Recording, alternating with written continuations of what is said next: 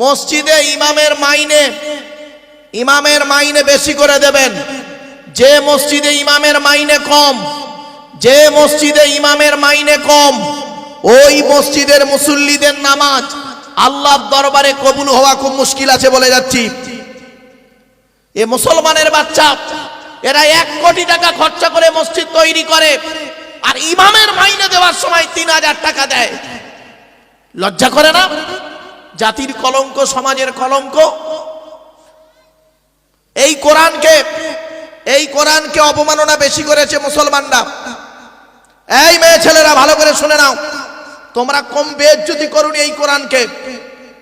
এই কোরআনকে অবমাননা করেছে মুসলমানরা বেশি, অমুসলমানরা জানা অবমাননা করেছে তার থেকে বেশি অপমাননা করেছে মুসলমানের বাচ্চারা বেশি। দুটো প্রমাণ দিচ্ছি, দেবো? দেবো। 1 নাম্বার হলো কি, 1 নাম্বার কোরআন শরীফ যাদের বাড়িতে আছে সামসেটে রেখে দিয়েছে, আলমারির ভেতরে ঢুকিয়ে রেখেছে এই মেয়ে ছেলেগুলো। কোরআনের গেলাপে কয়েক কুইন্টাল ময়লা পড়ে, মাকড়সা জাল বনে, টিকটিকি ডিম পাড়ে, আরশোলা পায়খানা ফেরে। এরা বছরে একবার কোরআন শরীফটা পাড়ে শবে বরাতের রাতে, নইলে রোজার মাসে। বাকি সারা বছর কোরআনের সঙ্গে সম্পর্ক নেই। আর বাড়ির ভিতরে টিভি, টেলিভিশন, সিডিটা সুন্দর করে খাটের সোজা করে, আলমারির সোজা করে সুন্দর করে গেলাপ ঝুলিয়ে রেখে দিয়েছে। যে জিনিসটা পৃথিবীতে কিয়ামতের মাঠে তোমাকে জান্নাতে নিয়ে যাবে, দুনিয়াতে শান্তি দেবে, তাকে তুমি পৃথিবীতে অবহেলা করেছো। আর যে জিনিসটা কিয়ামতের মাঠে জাহান্নামায় নিয়ে যাবে, দুনিয়াতে অশান্তি ছড়াবে, তাকেই তুমি খুব কদর করেছো। বিবেককে প্রশ্ন করো, তুমি মুসলমান, তুমি আবার বলো আমি একজন মুসলমান। লজ্জা করা উচিত। জাতির কলঙ্ক, সমাজের কলঙ্ক তুমি। এটা তো গেল একটা দিক। আর একটা দিক বলছি, শুনে নিন। ইংরাজির মাস্টার আপনার ছেলেকে ইংরাজি পড়ায় সপ্তাহে 3 দিন, মাসে হয় 12 দিন।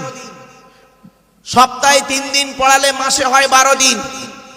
30 দিনে 12 দিন আপনার ছেলেকে ইংরাজির মাস্টার 2 ঘন্টা করে পড়ায়, তার মাইনে দেন আপনি 500 টাকা। 500 টাকা মাইনে দেয় এ মুসলমানের বাচ্চারা, এই মেয়ে ছেলেরা সমেত।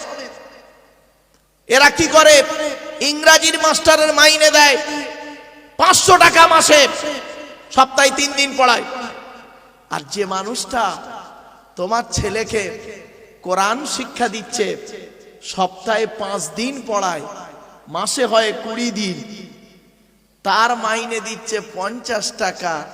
তাও আবার 6 মাসের বাকি, চাইলে বলে লকডাউন। আল্লাহ তোদের ক্যান্সারে টাকা নেয় না, কেমোতে? হ্যাঁ, মুসলমানের বাচ্চা। বাপ, কথাগুলো শুনতে খারাপ লাগছে না? ইমামের মাইনে বেশি দিতে বলেছি, খারাপ লাগছে শুনতে। কেন জানেন? 19 বছর ইমামতি করেছি আমি। 19 বছর ইমামতি করেছি আমি। 400 টাকা মাইনে। গ্রামের নাম আর শুনে লাভ নেই, জায়গাটার নাম শুনে লাভ নেই, যেহেতু অন ক্যামেরা চলছে তো সেই এলাকার মানুষ বুঝতে পারছে। 19টা বছর ইমামতি করেছি, 400 টাকা মাইনে। ফতোয়া লিখতে গেলে না বেটা, ফতোয়া তোর বইয়ের আঁচলের তলায় মারবি। ফতোয়া লিখতে গেলে প্র্যাকটিক্যাল করে দেখ, তারপরে ফতোয়া লিখতে গেলে কলম আর চলবে না। বাস্তবটাই বললাম বাবা। চলুন,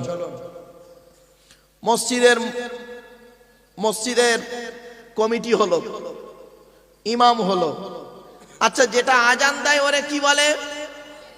জোরে বলুন।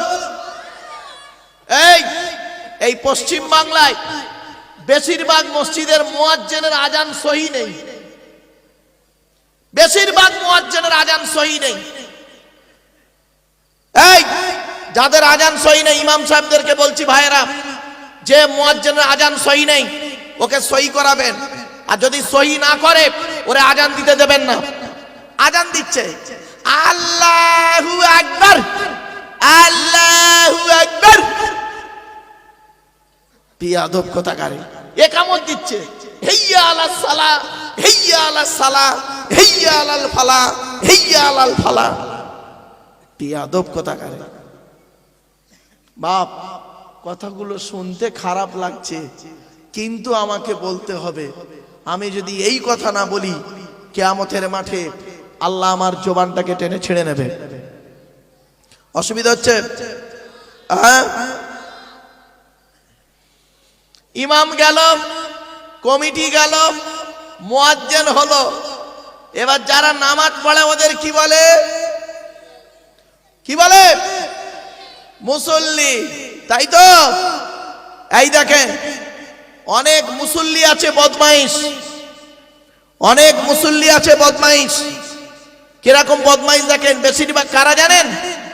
এই বুড়ো বুড়ো মুসল্লিরা একটু বেশি বদমাইশি করে। এ বুড়োগুলো, অনেক বুড়ো আছে দেখবেন মসজিদে, এক একটা মসজিদে আছে এরকম দু চারটে আছে। ইমাম সাহেবরা জানে ওদের মসজিদে এক একটা দু চারটে এরকম আছে, একদম খাস্তা, মানে কি জিনিস বলবো, আছে এরকম দুই একটা। কেরাম দেখুন, বাড়িতেও বুড়ো, বুড়ির সঙ্গে ঝগড়া করে পারে না, ওর ছেলের সঙ্গে ঝগড়া করে পারে না, বৌমার সঙ্গে ঝগড়া করে পারে না, মসজিদে এসে ইমাম সাহেবের খালি গোঁজা মারতেছে। ঠিক না বেঠিক? একটা কথা বলে যাচ্ছি, ইমাম সাহেবের বিরুদ্ধে বাজে বাজে কথা মন্তব্য করবেন না। আমি হলাম আপনাদের সুখের দিনের বন্ধু, 3 ঘন্টার সুখের বন্ধু, আর ইমাম সাহেবরা হলো 365 দিন সুখ এবং দুঃখের বন্ধু। ঠিক না বেঠিক? কি সুখ দুঃখের বন্ধু? আপনার বিপদেও সে আছে, বিয়ে পড়ানিতে আছে, ছেলে হলে কানে আজান দেওয়াতে আছে, আবার জানাজা পড়ানো আছে, ঈদের নামাজ পড়াতেও আছে, আবার তোমার বাপের সব রেশনই করতেও আছে। সুতরাং মাথায় রাখো। এরপরে আল্লাহ বলে, বান্দা শোন, এই পৃথিবী ছেড়ে তোকে যেতে হবে। যাওয়ার আগে আমার কোরআন মোতাবেক জীবন যাপন করে যাও, কোরআন মোতাবেক জীবন যাপন করুন। আপনাদের এই মাদ্রাসা অনেক দিনের মাদ্রাসা। এই মাদ্রাসাতে ছেলেরা পড়াশোনা করে, হিফজ পড়ে, খারিজি আছে, তাই তো? খারিজিও আছে, কেরাত আছে, হ্যাঁ কেরাত আছে। এজন্য আপনাদেরকে বলি, ছেলে মেয়েদেরকে এই মাদ্রাসাতে একটু ভর্তি করাবেন ছেলেদেরকে। কেন জানেন? মরে গেলে অন্তত জানাজাটা পড়াতে পারবে। মা বোনেদেরকে বলে যাচ্ছি, কথাগুলো মাথায় রাখুন। বিশ্বনবী মুহাম্মদ সাল্লাল্লাহু আলাইহি ওয়াসাল্লামের উপরে এই কোরআন নাযিল হয়েছে। এই কোরআন, এই কোরআনের ভিতরে কি কি আছে সবই নেবেন কোরআনের ভিতরে। কোরআন শুধু পড়ার অপেক্ষায়, গবেষণা করার অপেক্ষায়।